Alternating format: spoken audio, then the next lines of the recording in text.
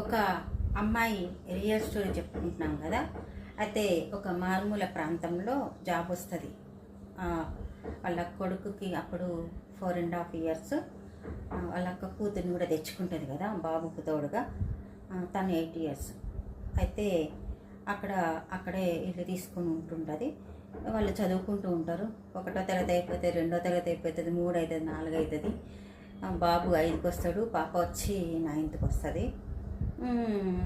ఆ ఊళ్ళో అంటారనమాట, ఎందుకు నీకు ఇక్కడ ఇళ్ళ పొలమా ఆస్తులా, మంచిగా చదివే కొడుకుని ఇక్కడ పల్లెటూరులో చదివిస్తున్నావు, నీకెందుకు ఇక్కడ.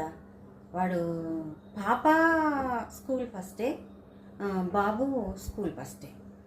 అయితే అక్కడ ఊళ్ళో అప్పటి రోజులలో చాలా మంచిగా విలువిచ్చేవారండి. ఊళ్ళో ఒక నర్సు జాబ్ చేస్తుందంటే వాళ్ళ సొంతం కన్న కూతురు కంటే ఎక్కువ విలువ ఇచ్చుకొని వాళ్ళ తోబుట్టులాగా ప్రతిదీ చూసుకునేవాళ్ళు.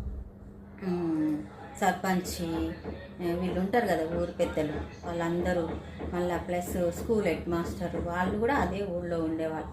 అందరూ పిలిచి ఒకరోజు నువ్వు దగ్గరలో ఉన్న సిటీకి షిఫ్ట్గా పిల్లల్ని అక్కడ చదివించు, చాలా బాగుంటుంది అని చెప్తారు.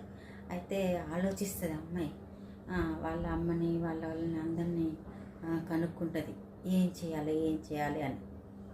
సరే, వాడు మంచిగా చదువుతున్నాడు, ఎలాగో వాళ్ళ అక్క కూతురికి 10th అయిపోగానే పెళ్లి చేయాలని అనుకుంటున్నారు, సరే వీడి భవిష్యత్తు అయినా బాగుంటుంది కదా అని అన్నీ ఆలోచించుకొని దగ్గరలో ఉన్న ఒక పట్నం, చిన్నపాటి పట్నంలోకి షిఫ్ట్ అవుదామని నిర్ణయించుకుంటారు.